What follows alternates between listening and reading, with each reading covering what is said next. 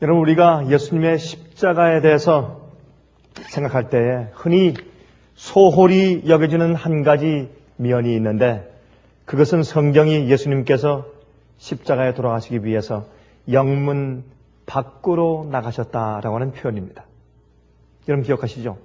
예수님께서 영문 밖에서 돌아가셨다고 성경은 말씀하고 있습니다. 왜 하필이면 영문 밖일까요? 영문 밖은 예루살렘 성전 문 밖에서 돌아가신 것을 말씀하시는 것이죠. 오늘 우리가 이 문제를 좀 생각하면서 하나님께서 우리 마음 가운데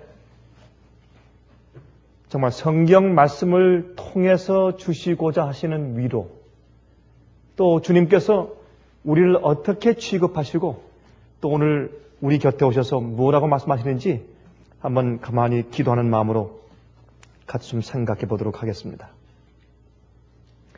여러분, 마가복음 15장 20절을 보면, 마가복음 15장 20절을 보면 희롱을 다한 후 자색 옷을 벗기고 도로 그의 옷을 입히고, 예수님은 이제 자색 옷을 입힌 다음에 예수님 앞에 무릎을 꿇고 오 유대인의 왕이시여 라고 이제 조롱과 참 놀리는 말을 다 한 후에 그 옷을 벗기고 다시 예수님의 옷을 입히고 십자가에 못 박으려고 끌고 나가니라 그랬습니다. 여기 말씀하기를 끌고 나갔다 그랬습니다. 예루살렘 성 안에서 못 박은 것이 아니라 십자가에 못 박기 위해서 그 성에서 영문 밖으로 끌고 나가니라 그렇게 말씀을 했습니다. 여러분, 이 간단한 이야기는 뭐 별 큰 의미가 없는 것으로 생각하겠지만, 그러나 참 이 표현이 참 우리의 마음을 적시오는 그런 감동적인 의미가 뒤에 숨어 있는 것을 우리가 아는 것입니다. 또 요한복음 19장 16절부터 18절을 보십시다. 요한복음 19장 16절부터 18절을 보시면 다음과 같은 말씀이 기록되어 있습니다. 요한복음 19장 16절부터 18절입니다. 이에 예수를 십자가에 못 박히게 저에게 넘겨주니라. 왜요? 그들의 소리가 사실은 이 마음이 완악한 빌라도의 그 긍휼함과 동정보다 더 이겼습니다. 그를 십자가에 못 박으소서. 이에 그 빌라도가 예수를 십자가에 못 박히게 저에게 넘겨주니라. 넘겨주니까 저희가 예수를 맡음에 예수께서 자기의 십자가를 지시고 해골, 히브리 말로 골고다라 하는 곳에 나오시니, 여기 말씀은 예수님께서 어떻게 했습니까? 지금 예수님께서 자원하는 마음으로 십자가를 지시고 영문 밖으로 나가셨다 그랬습니다. 아까는 로마 군인들이 예수님을 십자가에 못 박기 위해서 끌고 영문 밖으로 나갔다 그렇게 표현했지만은, 요한복음은요, 여러분 사복음 가운데서 요한복음은 마태, 마가, 누가복음과 좀 달라서 요한복음은 이 신학적으로 예수님을 올바로 소개하기 위해서 잘 이게 정돈해서 썼어요. 그래서 여기에 특별히 의미를 주기 위해서 예수님께서 자원해서 오신 하나님의 아들이시고 자원해서 우리 일을 위해서 십자가에 돌아가시기 위해서 오신 메시아시기 때문에, 그래서 성소 제도를 보면 성소에 가서 제물을 드릴 때 다 자원하는 제물을 드려야 됐습니다.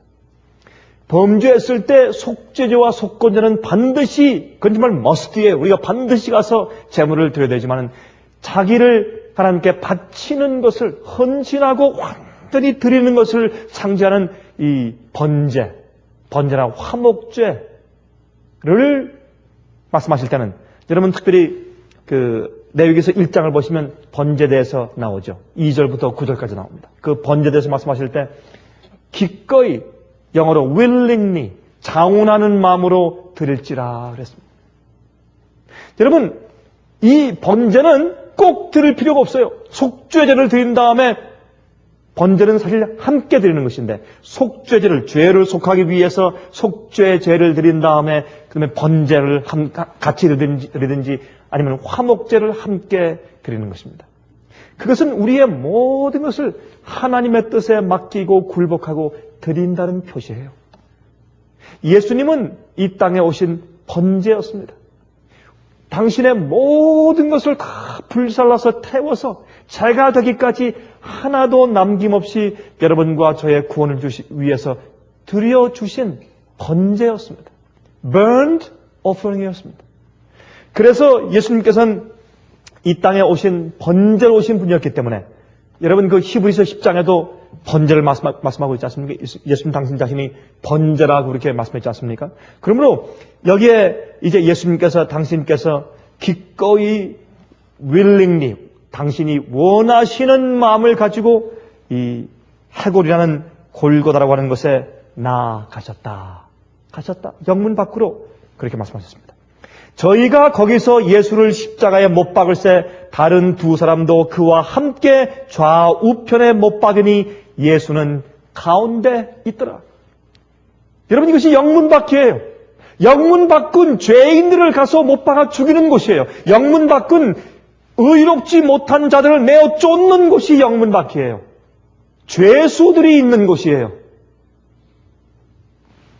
그래서 예수님께서 영문 밖으로 나가셨습니다. 왜? 여러분과 저와 같은 죄인들을 만나러 나오신 겁니다.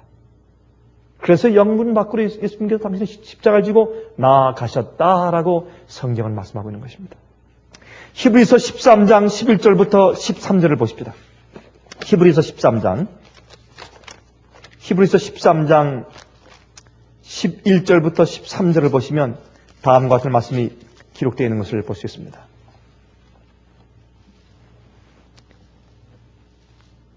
이는 죄를 위한 짐승의 피는 대제사장이 가지고 성소에 들어가고 그 육체는 영문 밖에서 불사름이니라 하였습니다. 여러분 이게 무슨 말입니까? 이것은 속죄제를 상징하는 말씀을 하는 것이에요. 여러분 속죄제 때는 그 양이나 아니면 숫송아지나 염소를 가지고 와서 죽인 다음에 먼저 이 죄인이 그 죄를 그 머리 위에 손을 얹고 다 고하죠. 그러면 그 죄인의 죄가 그 양에게 전가되지 않습니까? 속죄제 제물 그 동물에게 전가되지 않습니까? 그러면 그 동물이 그 죄인이 지은 모든 죄를 책임지고 자기가 죽는 것입니다. 물론 메시아를 상징하는 것이죠. 그렇게 됐을 때 그렇게 죄를 고백해서 죄를 전가받은 죄를 짊어진 그 동물은 제사장이 먹을 수가 없습니다.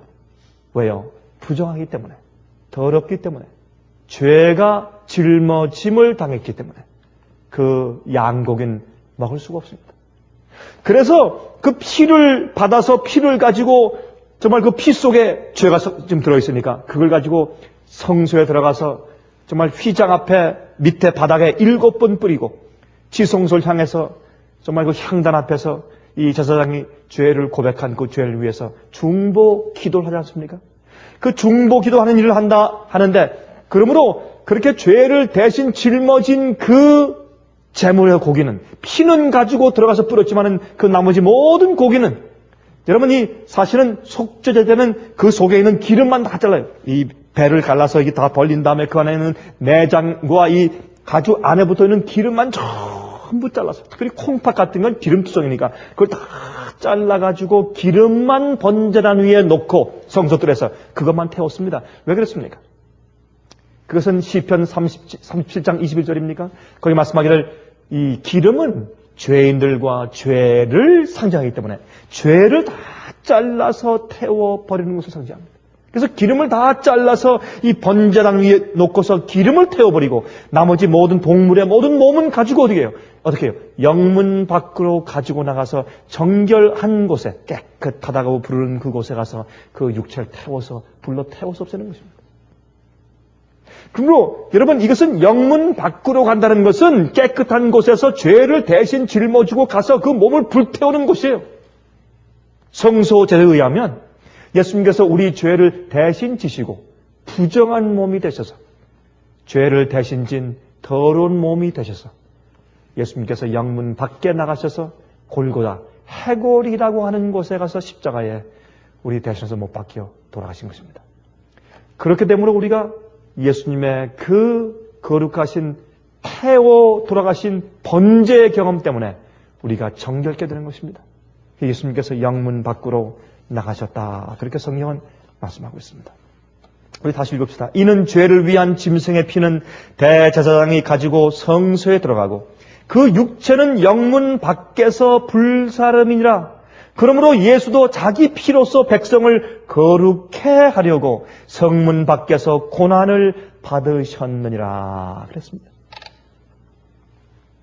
그러므로 예수도 제가 지금 설명드린 것처럼 이 참 속죄제 때 그 동물의 죄를 책임지고 죄를 전가받은 동물의 이 몸은 영문 밖에 내다가 불사르는 것처럼 그러므로 예수님도 그와 같이 이런 뜻이에요. 예수님도 자기 피로서 백성을 거룩하게 하려고 성문 밖에서 고난을 받으셨느니라.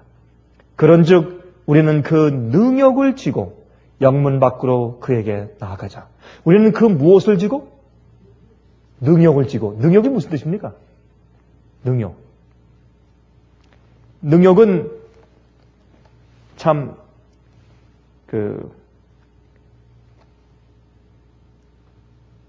괴로움, 업신여김, 핍박, 그렇죠?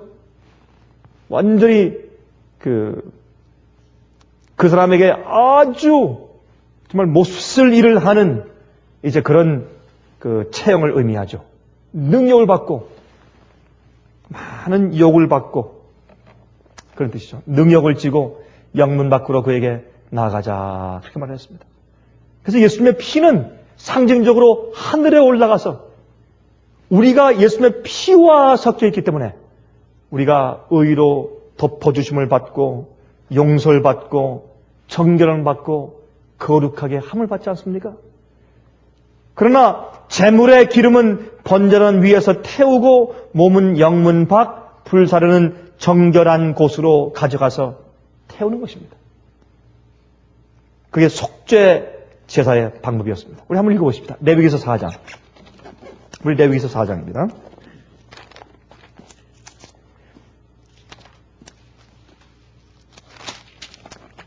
레위기서 4장 12절과 21절 읽어보십시다. 레위기서 4장 12절과 21절에 다음과 같이 말씀되어 있습니다.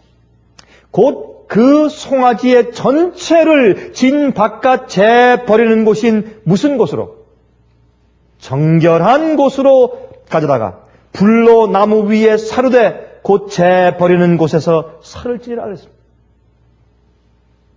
예수님께서 이 정결한 곳이란 깨끗한 곳이라고 불려지는 영문 밖에 가서 태워서 없애는 것입니다.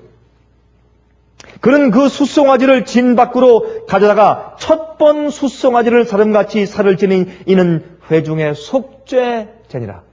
예수님께서 사실은 영문 밖으로 나가서 우리를 대신해서 죄의 형벌을 받으시고 사실은 하나님의 정말 이 심판의 불에 태워 죽임을 당하는 속죄 제물이 되셔서 십자가에 돌아가십니다. 여러분, 사실 이 제물을 양을 드릴 때에 그때 하늘에서 불이 내려오는 겁니다. 사실. 그렇죠?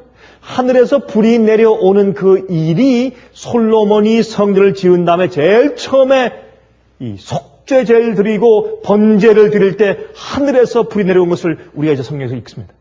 엘리야가 갈멜산 위에서 정말 진정한 자를 드릴 때 하늘에서 불이 내려온 것을 압니다. 이 불은 뭐 상징합니까? 하나님의 진노를 상징해요. 하나님의 심판을 상징합니다. 여러분, 그래서 예수님께서 십자가에 돌아갔을 때 나의 하나님이시여, 나의 하나님이시여 어찌하여 나를 버리시나이까? 엘리 엘리 라마 사박다니.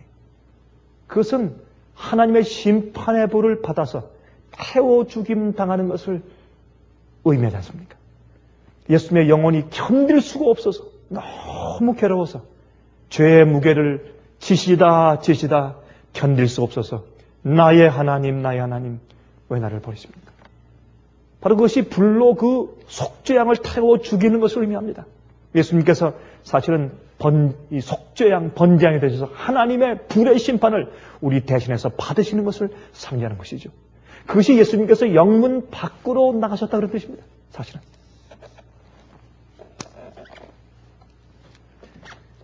이것은 갈바리를 상징하고 또한 동시에 천년기 이후에 지옥불을 상징합니다. 여러분, 천년기 이후에 모든 악인들이 둘째 부활에 다 부활하죠. 그러면 새 예루살렘 성은 하늘에서 이 땅에 내려옵니다. 그 성 안에 모든 구원받은 성도가 다 타고 있습니다. 그 성 주위에 천천만만의 천사가 정말 그 영어로 hovering around, 정말 그 주위에 가득 날면서 호위하고 있고, 그 높은 백보자, 흰 보좌 위에 예수님께서 앉아 계시고, 그 성이 어마어마하게 큰 성이, 사실은 이 한쪽 면이 약 한 1200마일 된다 그러죠. 한쪽 면이 각각 면이 1200마일. 근데 사실은 두 가지 해석이 있는데, 그 새 예루살렘 성의 그 크기가 말이죠, 미국에 있는 동북부 5개 주의 크기 정도다. 어떤 사람은 아니라 그게 둘레가 1200마일이 아니고 한 면이 1200마일로 계산해야 된다. 그러므로 이것은 미국의 큰 나라의 반 정도의 크기다. 미국 전체 나라의 반 정도의 크기. 어마어마하죠?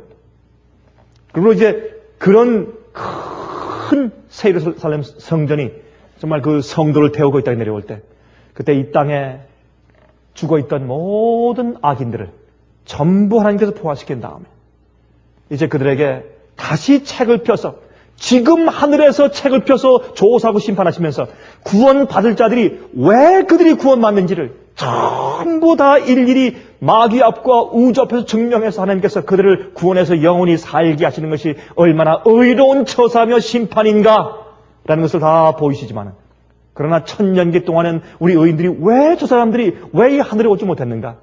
책을 펴고 다시 우리가 천사와 함께 살펴볼 것이죠. 그래서 사도 바울은 왜 우리가 서로 송사하느냐? 우리가 하늘의 천사들까지도 앞으로 심판할 것을 알지 못하느냐라고 그렇게 말씀하지 않습니까? 그러므로 이제 그 두 번째에 조사하고 심판하는 일을 천년기 동안 한 다음에, 그 천년기가 지난 다음에 하늘에서 새 예루살렘 성전이 내려오고, 그때 모든 악인들이 전부 다 두 번째 부활에 일어나서 이 책대로, 책이 펴진 대로 그들이 행한 대로 심판을 받고, 그때 정말 하늘에서 태우는 정말 불과 유황이 하늘에서 내려오지 않겠습니까? 내려와서 그들을 태우는 것입니다. 그래서 여기 속죄제는 사실은 죄를 가지고서 사실 진실로 회개하지 않은 죄인들이 마지막에 천년기 이후에 이 지구상에서 정결한 곳에서 유황불에 의해서 태워서 정결케 되어서 깨끗이 없어져서 죄가 되어버리는 것을 상징하는 것이 아니겠습니까? 그래서 사실은 죄의 해결은 우리가 회개하고 고백하고 버려서 마귀한테 전가되든지, 아니면 죄가 우리 속에 남아있으면 우리는 죄와 함께 타야 합니다. 여러분, 죄를 없애는 길은 두 가지예요. 죄를 용서해서 도말해서 없애버리든지, 아니면 그 죄 자체를 불러 태워 없애버려야 합니다. 두 가지밖에 없습니다. 죄를 회개하고 고백하고 버리는 자들은 용서가 가능하고, 그렇지 않은 자들은 죄와 함께 불러 태워서 없애버려야 합니다. 그것이 죄를 없애는 길입니다. 그래서 정결케 하는 곳에서 이 속죄제의 그 동물을 태우는 것은 마지막에 천년기 이후에 지옥불을 상징하는 것을 말하는 것입니다. 여러분, 죄를 전가받은 속죄양은 너무 더러워서 제사장들이 먹을 수가 없습니다. 진 밖으로 가지고 나가서 태워야 합니다. 예수님께서 우리 죄를 대신 지셨기 때문에 언제부터? 이미 영문 안에서 겟세마네 동산 안에서부터 우리 죄를 지시면서 정말 피땀을 흘리며 기도하는 그 일을 시작하셨거든요. 그 죄를 지시는 분이 되어서 영문 밖으로 나가신 것입니다. 대신 정말 지옥불의 경험, 하나님의 자비의 은혜가 없이 정말 처절한 마음으로, 무서운 마음으로 불타 죽는, 자비와 은혜 없이 죽는 죄인의 그 심정을 느끼시면서 주님의 이 심장이 파열되면서 우리 죄를 지셨기 때문에 영문 밖에서 십자가에 돌아가신 것이 아니겠습니까? 여러분, 예수님께서 폭동 중에 십자가에 못 박으소서 소리치는 폭동 중에 돌아가시지 않았습니다. 로마 군대가 사형을 집행하는 고난이 있었습니다. 사실 그들이 예루살렘 안에서 예수님을 십자가 못 박을 수도 있었을 것입니다. 그들에게 권세가 있으니까. 그것이 더 정말 그 본때를 보여주는 일에 더 효과적인 일이었을지도 모릅니다. 그러나 성경에 예언된 대로 예수님께서 영문 밖으로 나가서 우리를 대신해서 십자가에 돌아가신 겁니다. 여러분, 영문 밖은요, 저주받은 장소입니다. 성경에서 영문 밖은, 여러분 히브리 13장에 우리가 영문 밖으로 나가자. 어떻게 하기 위해서? 주님 만나기 위해서. 우리 주님의 십자가 앞에 나가기 위해서. 왜 영문 밖으로 나가자 그래? 영문 밖으로 나가는 것은 말이죠. 그것은 영문 밖은 저주받은 장소를 상징하기 때문에 그렇습니다. 여러분, 왜 저주받은 장소라고 그럴까요? 영문 밖은. 여러분, 옛날에 영문 밖에 쫓아냄을 당해서 살던 사람들이 누굽니까? 영문 밖에. 문둥병자들. 여러분 기억하시죠? 문둥병자들. 문둥병자들이 바로 예루살렘 영문 밖으로 쫓겨나서 살아야 했던 자들입니다. 성경은 우리를 뭐라고 말합니까? 성경은 우리를 문둥병자처럼 상징합니다. 죄를 가지고 있는 모든 사람들은 고칠 가능성이 없는 옛날에, 물론 지금은 가능하겠지만 고칠 가능성이 없는 문둥병에, 그것도 다른 사람을 만지면 금방 옮아버리는 치명적인, 아주 보기 싫게 만드는, 손가락이 떨어지고, 머리카락이 다 빠져버리고 눈썹이 없어지고 말이죠. 아주 이상해지는, 보기 흉하게 되는, 여러분, 죄에 감염되는 죄인들이 얼마나 악해집니까? 얼마나 흉측해집니까? 그 성격이 얼마나 이상해집니까? 얼마나 그 성격이 정말 아주 꼬부라집니까? 얼마나 교만해집니까? 얼마나 이기적입니까? 그렇죠? 그래서 우리 인간의 죄된 마음을 상리하기 위해서 문둥병자라고 성경은 말합니다. 그러한 문둥병자들이, 또 문둥병자의 특징이 무엇입니까? 감각이 없어져요. 여러분, 죄를 회개하고 버리는 경험이 없을 때 우리의 양심은 무뎌지고, 그래서 양심이 화인 맞았다고 성경은 말하지 않습니까? 무딘 양심. 느끼질 못해요. 하나님의 아들을 십자가에 못 박아 죽이는 그 죄의 무서움을 느끼지 못해요. 남을 비난해도 그 죄의 참상을 느끼지 못하고, 악한 일을 해도 마음 가운데 느끼지 못하고. 여러분,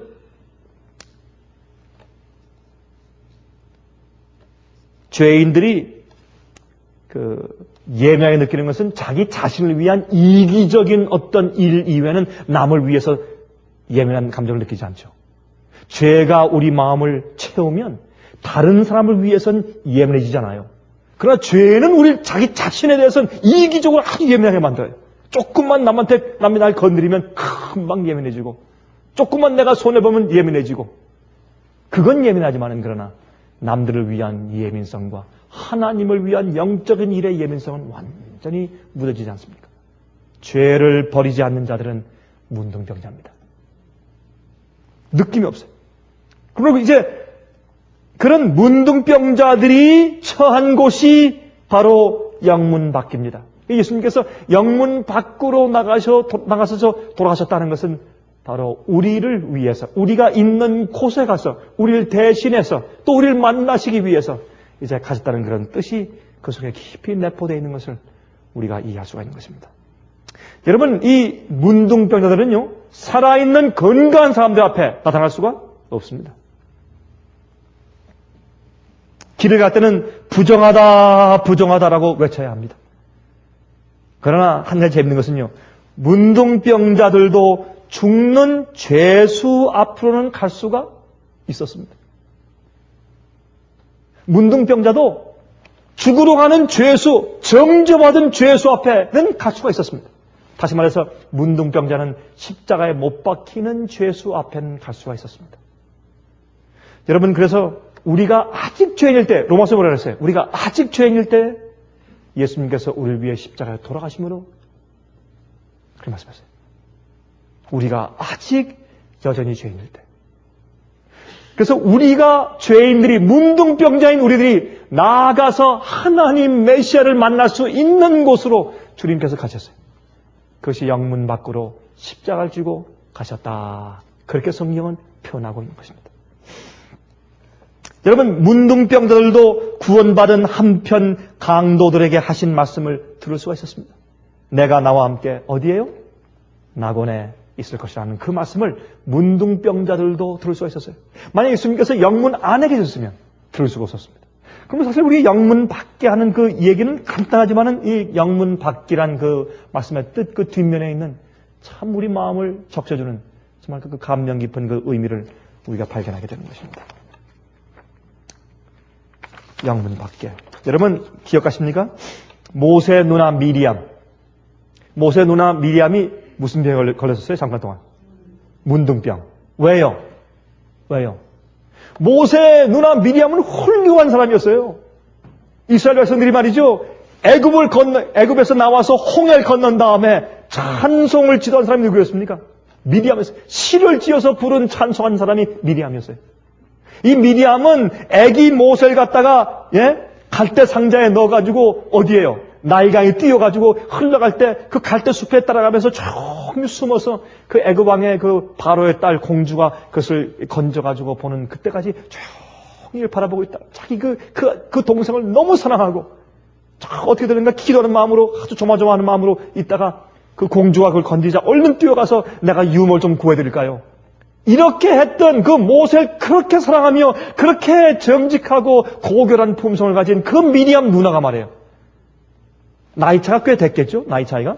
제가 볼 땐 나이 차이가 아마 적어도 한 15년 되지 않겠어요? 예? 몇 년 차이였어요? 그래서 이 누나가 말이에요. 기다리고 갔다 얼른 뛰어가서 그 동상 살았던 그런 그 미리암이 말이죠. 미리암이. 나중에 어떻게 해요? 그 동생 모세를 어떻게 했습니까? 예? 시기하고 질투해가지고, 예?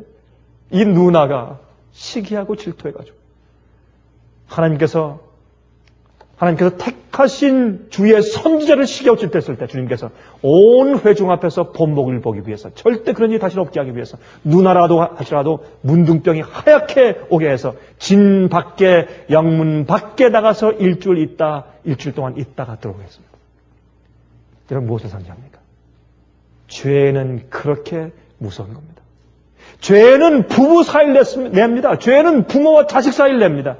죄는 무서운 겁니다. 죄는 우리 마음속에 있는 그 거룩한 품성을 없애버립니다. 죄는 우리를 무감각하게 만들고 죄는 우리에게 치명상을 주는 겁니다. 어떻게 그런 그 모세 누나 미리암이 그렇게 될 수 있겠어요? 그것이 바로 죄의 큰 힘입니다.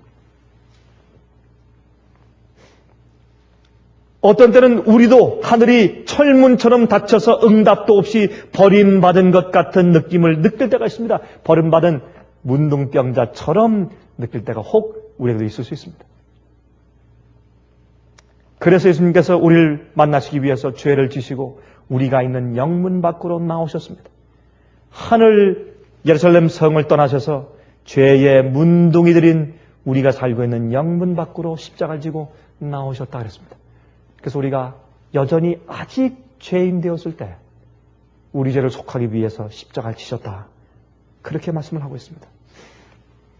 그러나 성경은 말이죠. 예수님께서 영문 밖에서 돌아가셨다는 사실을 인정하는 것으로만은 충분치가 않다고 말을 합니다.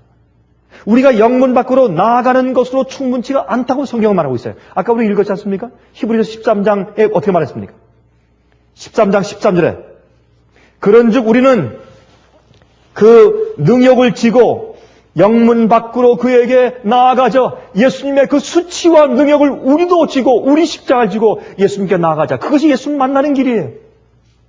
예수님께서 하늘 새 예루살렘 문 밖에 나오셔서 영문 바뀐 이 지구상에 오셔서 우리를 만나기 위해서 속죄 제물 되기 위해서 능력을 지고 십자가에 가셨는데 우리도 예수님 만나기 위해서 가는 길은 우리도 능력을 지고 영문 밖으로 주님 만나기 위해서 나아가자. 그렇게 말을 했어요. 여러분, 예수님과 진리를 위한 고난을 지고 나가야 합니다. 자기를 부인하고 예수님과 진리를 선택하기 때문에 오는 자기 자신의 고난의 십자가를 지고 영문 밖으로 나가야 합니다. 여러분, 참 저는 그런 편지를 많이 받고 또 제가 절할 많이 받고 제가 다니면서 사람들 만날 때 저한테 그런 얘기를 좀 많이 듣지 않습니까? 목사님, 참 이상합니다. 제가 적당히 살 때는요, 왜 이렇게 사람들이 저를 좋아했는지. 근데 말씀대로 정말 전적으로 주 앞에 굴복하고 전적으로 믿음대로 전적으로 진리대로 살려고 결정하고 그렇게 사니까 왜 남들은 날 그렇게 참 이상하게 봅니까? 너무 그러지 말라고, 적당하게 믿으라고, 너무 그렇게 믿으면 광신된다고, 그 위험하다고. 어쩌면 그렇게, 참, 목사님이 어떻게 해야 됩니까? 내가 이거 잘못 나가고 있는 겁니까? 진리를 가지고 주님의 뜻대로 사는 것은 능력을 지고 십자가를 지고 주 앞에 나가는 길입니다. 많은 사람들이 성화를 잘못 오해하고 칭의를 잘못 오해해서 믿기만 하면 주님께로부터 축복을 다 받는 것이다. 이미 구원받았다 하지만 그러나 정말 구원받은 자는 마음속에서 주의 계명을 지키는 순종의 성화가 있는 것입니다. 정말로 구원받은 자는 죄와 세상의 참으로 이 세상의 죄와 세상의 모든 물질적인 욕구와 세상에서 있는 모든 쾌락에서부터 세상에 있는 모든 세상의 죄된 것들로부터 분리되는 경험이 있어야 합니다. 그 분리되는 경험을 가지고 사는 삶에 대해서 말하지 않는 사람들은 사실은 구원이 무엇인지 잘 알지 못하는 사람입니다. 그것을 강조하고 얘기하면 사람들이 좀 지나치다고 그렇게 말을 하죠. 여러분, 사실은 사람들이 믿는데 어디까지 믿냐면 자기에게 손해나 핍박이 생기지 않을 지점까지만 가는 겁니다. 그 지점까지만 가서 믿는 겁니다. 예수를 전적으로 믿을 때 고난이 오기 때문에, 핍박이 오기 때문에 사람들이 적당하게 믿으려고 합니다. 전적으로 또한 진리대로 믿으면 광신이라고 하는 시대에 우리가 살고 있습니다. 그 당시 예수님 당시에도 십자가를 지고 가시는 예수를 믿으면 이단자요, 반역자요, 교회를 이탈하는 이설자들이고 교회를 분리하는 자들이라고 그렇게 말을 했습니다. 지금도 꼭 같지 않습니까, 사실은?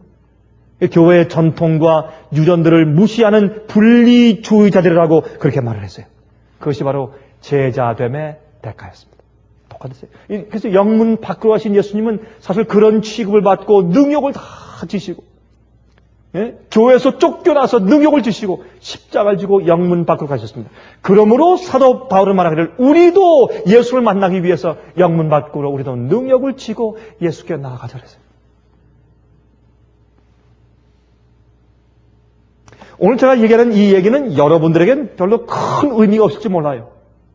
여러분 기억하십시오. 오늘 제가 얘기하는 이 얘기를 비디오를 통해서 듣는 밖에 있는 많은 사람들에게 얼마나 가슴 저리는 큰 의미로 부각되는지 몰라요, 여러분들. 여러분 위해서 기도해 주셔야 돼요. 저는 그런 사람들의 얘기를 너무 자주 듣고 전화를 받아요. 제 가슴이 아파요. 진리 위에 서고 말씀대로 사는 사람들이 전적으로 살 때 그들이 능력을 지고 십자가를 지고 영문 밖으로 나가는 경우이 무엇인지 하는 사람들이 많이 있어요.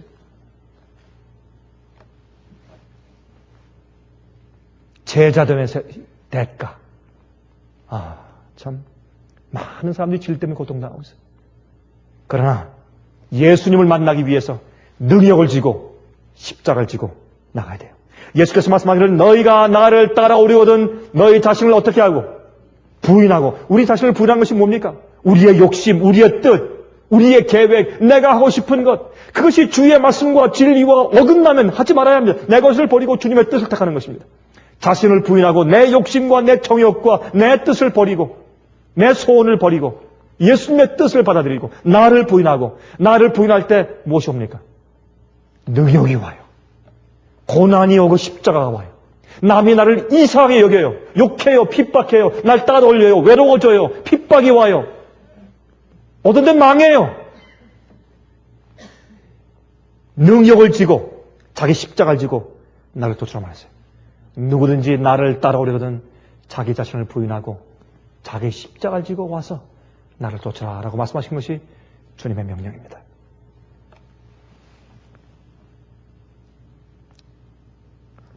이러한 신앙을 하기 위한 동기는 굉장한 동기예요. 안 그렇겠어요?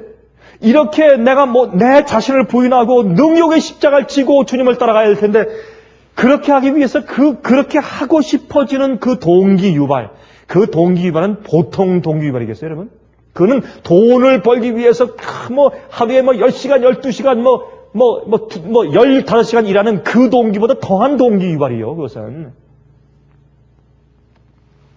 그건 굉장한 동기 유발이에요.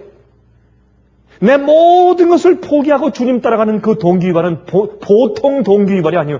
그런 동기 유발과 하나님에 대한 감사와 사랑이 마음 가운데 넘치기 때문에 안 할 수가 없어요. 그 동기 유발이 있어야 이것이 가능한 것이에요. 제가 이 얘기는 제가 한동안 전에 제가 한번 말씀드린 적이 있죠. 중국의 문화혁명 당시에 한 그리스도인 여성 얘기입니다. 중국에는 공산주의 혁명이 있었고, 또한 얼마 이후에 1960년도 초기에 문화혁명이 있었어요. 문화혁명. 그 문화혁명 때는 이 교수들, 기독교인들, 목사들, 학자들, 예술인들, 이런 사람들 전부 추방하고 축출하는 그런 일이 있었는데, 그것이 바로 문화혁명이었습니다. 그 문화혁명 당시에 한 그리스도인 여성이 있었는데, 그 남편이 이 정부에 지방 정부에 요직에 들어가기 위해서 굉장히 애쓰는 사람이었는데, 자기 부인이 아주 열심히 있는 그리스도인이었습니다. 매일 새벽 기도를 가고. 그리고 이 남편이 이 부인을 크게 핍박했어요. 핍박하다가 자기가 좀 좋은 지위를 얻기 위해서 자기 부인을 고발해서 좀 점수를 따기 위해서 애를 썼습니다. 그렇게 하다가 자기 부인을 갖다가 그만 공산주의 정부에 와서 고소를 했어요. 그래서 그 정부가 그 남편에게 부인과 이혼할 수 있는 허락하는 이혼장을 주고 그 사람의 지위를 좋은 지위로 올려주었다 그러죠. 자기 부인까지도 정부를 위해서, 공산주의를 위해서 버릴 수 있는 그런 영웅이 된 것입니다. 그 지방에서. 근데 그 쫓겨난 부인이 아무것도 보상도 받지 못하고 정말 개나리 벗짐 하나만 지고서 이제 쫓겨났는데, 그때가 겨울 12월 달이었다 그러죠. 이것은 중국에 가면 꽤 알려진 이야기입니다. 근데 이 쫓겨난 이 부인이 만삭이었습니다. 이제 쫓겨나서 나가는데 참 밤인데 참 추웠다래요. 중국 동북부는 정말 추운 것입니다. 이거 중국이죠. 예, 중국 동북부는 참 추운 것입니다. 가다가 이 배에 통증이 오고 이제 아이가 나오는 것입니다. 그래서 아주 고통을 당하다가 그만 그 추운 겨울날 그 교회로 향해서 가다가 그만 중간에 쓰러져서 그만 그 추운 겨울날 아이를 낳았다고 그러죠. 아이를 낳았는데 그 아이가 나오는데 뭐가 있어요? 아무도 없는 그 추운 겨울날 아이를 낳았는데, 그래서 어머니가 정말 자기가 가지고 있는 모든 옷을 그 고통 가운데, 그 추위에서 그래서 참 보면 자기 자식을 향한 어머니의 사랑은 하나님의 아가페 사랑에 대한 좋은 하나의 본보기 같아요. 그렇죠? 이기심 없는 사람은 어머니 사랑밖에 없는 것 같아요, 이 세상에서. 사실은. 조금 하나님께서 우리를 향한 사랑에 대해서 조금 우리에게 맛보여주기 위해서, 여러분, 그것은 이런 사랑이 있는 것을 보면 그 사랑의 창시자인 하나님이 계신 것을 우리가 알 수 있으니까 조금 보여주신 것 같아요. 그래서 이 어머니가 아기를 낳으면서 자기 옷을 전부 벗어가지고 아기를 쌌다 그러죠. 다 꽁꽁 다 쌌다는 것입니다. 새벽에 이제 교회 가던 좀 나이 많은 집사님들이 가다가 아기 우는 소리를 들었다고 합니다. 가서 보니까 아기가 있는데 어머니가 죽어 있어요. 그래서 그 어머니는 저쪽 공동묘지 가서 이제 묻은 다음에 그 아기를 할 수 없이, 집이 없으니까 그 교회에서 이제 번갈아 가면서 교회에서 재우면서 그 아이를 키웠다네요. 이 아이가 9살이 되던 해에 이 아이가 자꾸 이 집사님들께 질문하더랍니다. 집사님들, 내 어머니가 누구예요? 나 어머니 한 번만 좀 보여주세요. 아니, 우리가 너희 어머니잖아, 지금까지. 아니요, 그거 말고 다들 내 친구들 보니까 어머니가 있는데 나는 없잖아요. 누가 날 낳아준 진짜 어머니가 누구예요? 그러니까 할 수 없이 이 나이 많은 집사님들이 할 수 없이 그 아이에게 그 된 상황을 설명해 주었다고 합니다. 그러니까 이 아이가 하루는 그 집사님들의 손을 붙잡고 그렇게 자꾸 조르더래요. 집사님들, 제발 저를 어머니 무덤에 한 번만 좀 데려다 주세요. 한 번만 좀 어머니 무덤에 데려다 주세요. 그래서 하도 조르니까 이 집사님들이 할 수 없이 저 멀리 있는 그 공중 공동묘지에 이제 데려갔습니다. 가보니까 아무도 가꿔주지 않았기 때문에 정말 무덤이 이것이 그것인지 저것인지 모를 정도로 다 폐허되어 있고 정말 이 잡초가 많이 나 있고 근데 가만히 보니까 정말 그 어머니를 묻었던 곳이 있는 것 같아요. 그래서 가서 보여주면서 바로 여기다. 그때 그 아이가 참 그렇게 따르죠. 자기의 옷을 벗고 자기의 두툼한 잠발 다 벗고 그 어머니의 그 무덤 위에 이렇게 하나씩 덮어주더래요. 자기를 바지를 벗어서 덮어주고 그 옆에 같이 온 집사님들한테 집사님들 죄송하지만 옷을 좀 빌려주세요. 옷을 다 빌려가지고 그 어머니의 무덤이 다 그 어린아이가 참 그 철이 들었죠.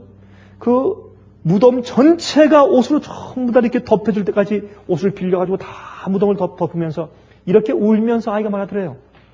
엄마, 춥죠? 얼마나 추웠어요? 그러면서 무덤을 옷으로 다 덮어주더래요. 여러분, 그 아이가 그 어머니가 자기를 위해서 낳을 때 어떻게 했는지를 알았는데 그 어머니의 신앙을 그 아이가 떠났을까요? 어머니가 믿는 그 믿음을 그 아이가 떠날까요? 어머니가 믿는 그 교회를 그 아이가 떠날까요?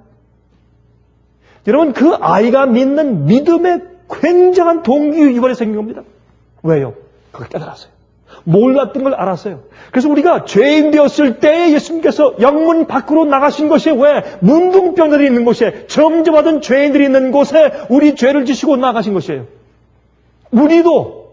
우리도 주님께서 우리를 위해서 무엇 하신 것을 우리가 정말 알고 나면 우리가 주님과 함께 나를 부인하고 능욕을 지고 십자가를 지고 주님께 나아가지 않을 수가 없어요. 그게 구원이에요. 그게 매일 십자가 지는 것이에요. 그것이 예수님을 아는 것입니다. 주님을 정말 알고 나면 십자가의 의미를 정말 알고 나면 주님께서 왜 영문 밖으로 나가셔서 돌아가셨는지 그것을 우리 진실로 알고 나면 그것은 우리의 죄됨과 나의 부족함을 아는 사람만이 그것을 이해할 수 있어요. 나를 죄에서 구원하신 주님을 알기 전에 내가 죄인인 것을 알아야 돼요. 그런 자들이 정말 나아가서 정말 주 앞에 나아갈 때 능욕을 지고 나아갈 수 있게 되는 것입니다. 그것은 굉장한 동기유발이에요. 여러분, 오늘 저녁에 다시 우리 마음 가운데 정말 영문 밖으로 능욕을 지고 주님 만나기 위해서 나가는 그런 엄청난 동기유발이 성령께서 선물로 우리 마음 가운데 허락해 주시기를 간절하게 기도합니다. 하늘에 계신 우리 아버지, 우리가 말로 해서 어떻게 감당할 수 있으며 갚을 수가 있겠습니까?